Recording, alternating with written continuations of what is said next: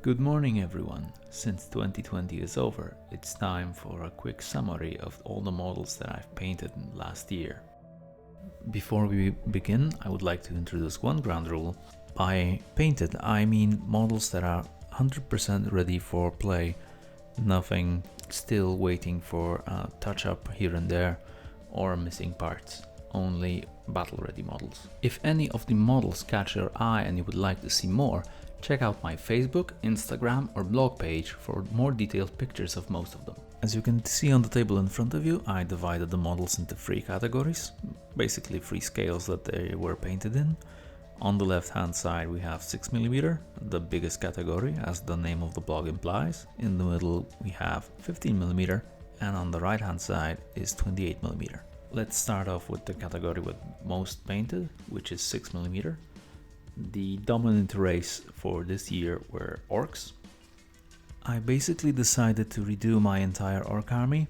In the end, I did not have to redo the entire thing, but I needed to add a lot of new elements, so I needed to paint a lot of new miniatures.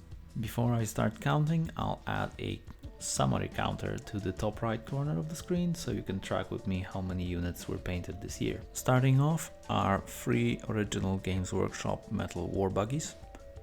Following that we have 17 Scorches, 5 flak wagons, 3 Daka jets, 1 custom build, by custom build I mean built from scraps from 3D prints, Oddboy gun wagon, a Stompa, the Battle Snaga Battle Fortress, my war boss's ride, and the Gutrippa Super Stompa, a mix of scratch building and 3D printed parts. So with the orcs done, we have 32 6mm units ready. Next in line is the Imperial Guard. This year I didn't paint much because most of the army was already done last year.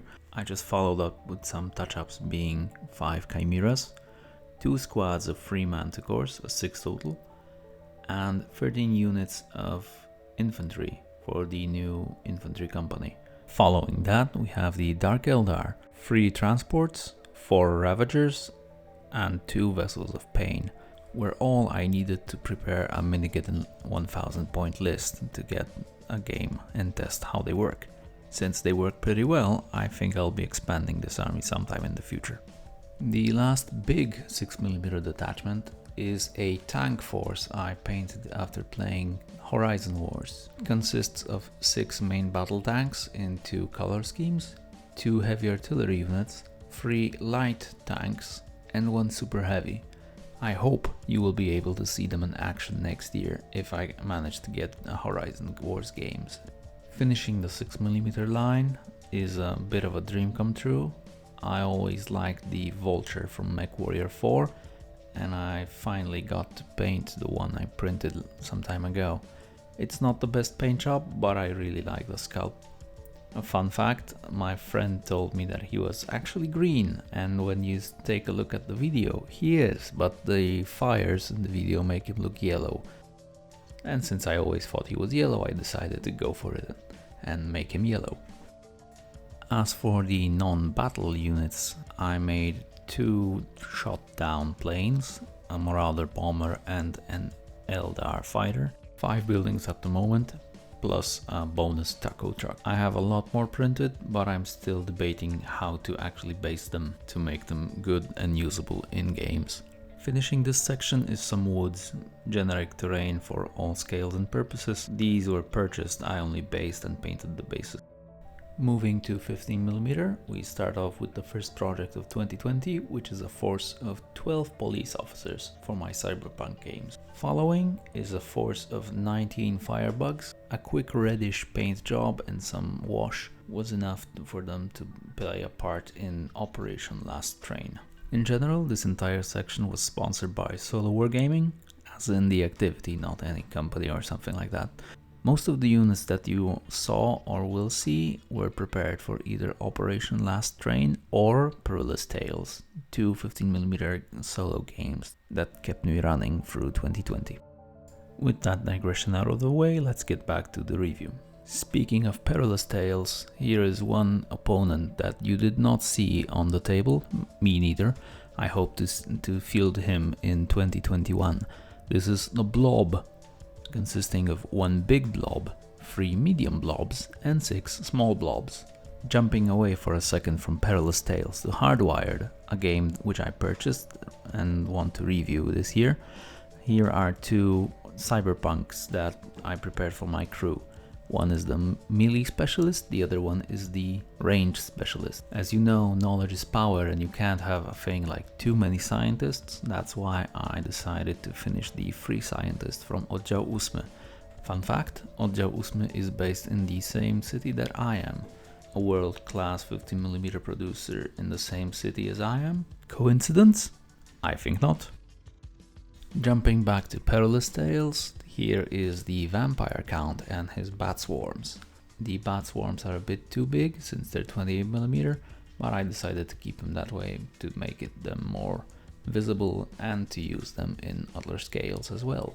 Almost at the finish, we have the project that I was mostly hyped for, of course Perilous Tales, Mother Hydra and Deep Ones. Imagine my confusion when it turned out that the latest version of the rules does not actually contain Mother Hydra. I was very sad. See that? This is actually the first time when I prepared some units and was unable to use them because they were removed from the rulebook. 2021 is supposed to see Perilous Tales running on Kickstarter, so I hope they will be put back into the main rulebook. Finishing the 50mm unit section are the Perilous Tales Mad Robot, 1 giant construct and 4 spider bots, aka small bots. Because my 50mm terrain section was rather limited to some science fiction, I decided to add some pulp to it to make a new Perilous Tales arena. It already saw some action on a video that is still a work in progress, but consider this the official presentation of the graveyard. 2 crypts, 2 obelisks, 1 statue, some gravestones, some walls, combined with the previously shown trees and the church ruins, provide more than enough terrain for a 60x60 Perilous Tales table. Before we move to the final 28mm section, a little bonus. I printed a single TIE Advanced for X-Wing, not because I needed it, simply because I liked the design and wanted to print something for X-Wing. Is this an introduction to X-Wing? Probably not, but I like the ship. The 28mm section is dominated by Rangers of Shadow Deep. I'm still working on the Rangers of 3D Printed Deep project. On the screen you can see 2 printed miniatures, the Thief and the Arcanist, and 1 old GW Wood Elf. Since Rangers require a lot of gnolls, which I had 0 and did not want to proxy them, I purchased and printed a substantial gnoll force, consisting of 2 champions, a shaman, 4 sword warriors,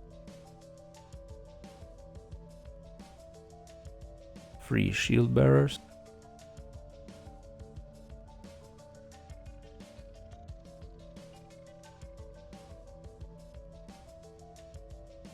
6 archers, and 1 monstrosity.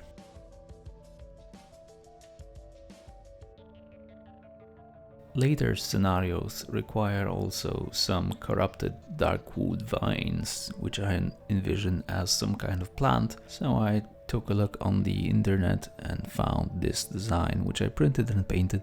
Since this is 2020 we're talking about, year of the cyberpunk, I could not have missed the opportunity to actually print a cyberpunk crew and paint it. I actually printed a lot of cyberpunk miniatures, but was able only to paint these 7 that you can see now.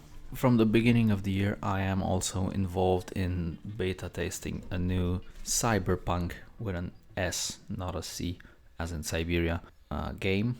I'll link the Facebook page in the description. If you're interested, take a look. Can't say much more for now, but we'll definitely give a heads up once everything's ready for playing. Finishing this year's review is the church. It's a railroad scale model which I had for over 20 years and finally decided to finish it. It's pretty much scale agnostic. I decided to add 2 mushrooms, which you can see, to add a little bit of features to the model. It doesn't break the scale agnosticity, so good for me. That's 2020 in a painting nutshell. 172 units in 3 different scales, plus 32 terrain pieces give a total of 204 models built and painted in 2020. That's quite the score. I was honestly not aware of it until I made this video. A last fun fact for today is that out of the 172 models, only 10 were non-3D printed.